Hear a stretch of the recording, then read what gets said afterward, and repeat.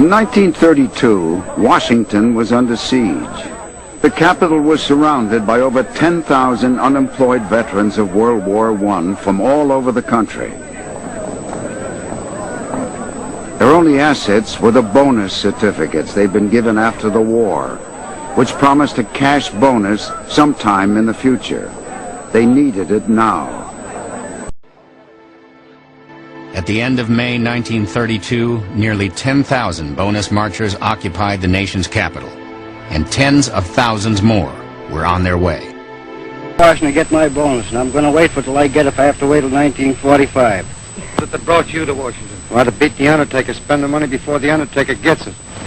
I know who's made this country worth living in. It's just you fellas.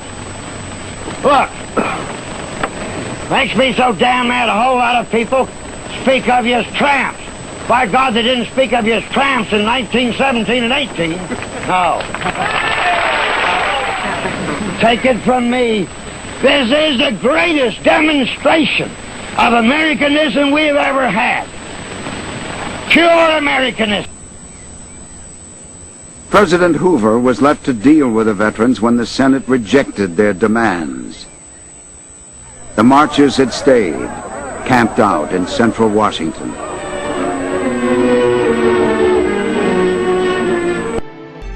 On July 16th, the last day Congress was in session, Washington was on edge. Thousands of angry veterans surrounded the Capitol.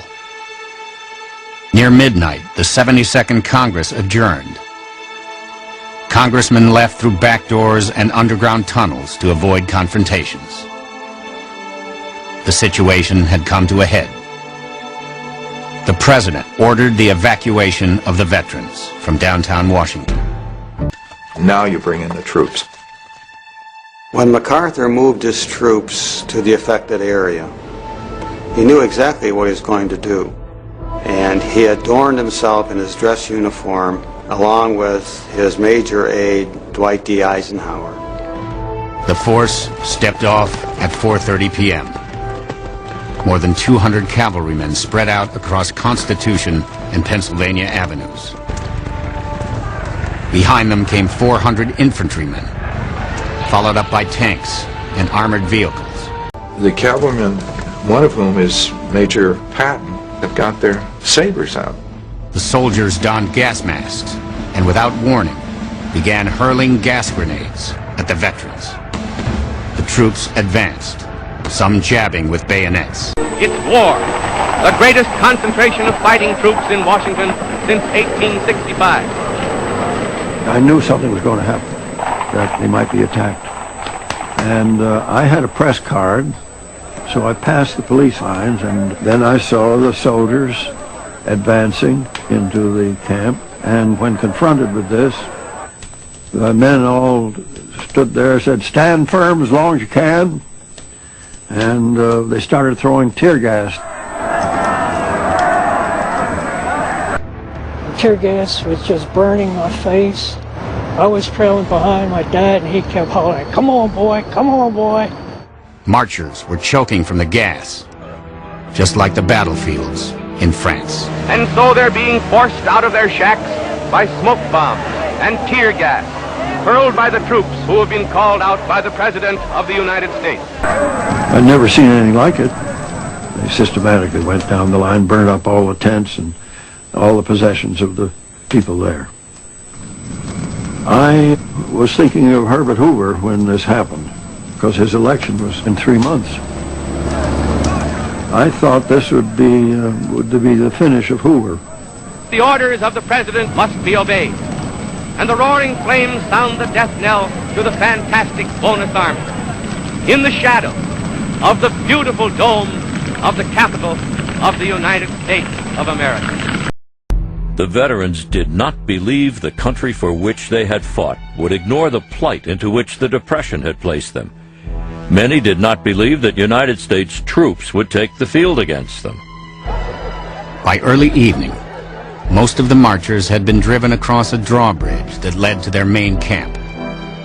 The President does not want MacArthur to cross the bridge, and MacArthur disregards the order. Eisenhower later says that he saw this happen. MacArthur says, I cannot bother with pieces of paper during a military operation. And so he crosses the bridge. All through the camp were scenes of panic. My dad says, let's get the hell out of here. The soldiers are going to kill us. Then troops began to set fire to their wooden shacks. One reporter wrote, the blaze was so big it lit the whole sky. A nightmare come to life. The president looked out a window of the White House in the direction of the fire, then retired for the night. And the roaring flames sound the death knell to the fantastic bonus army that ends so disastrously in the shadow of the capital of the United States of America. The morning after the bonus rout, public sentiment took a dramatic turn against Herbert Hoover. If the expulsion needed a human face, it came in the person of Joe Angelo, whose story was published across the nation. Joe Angelo gets the Distinguished Service Cross for saving Patton's life on the battlefield. The next morning, Angelo comes to the burned-out field to see Patton. And Patton says, take this man away, I don't want to see this man. The BEF was broken up. The men returned to some city or other, there to roam the streets, hopelessly seeking work or to shuffle in bread lines. There they remain, crying examples not of the need for the bonus, but of the need for a new American system.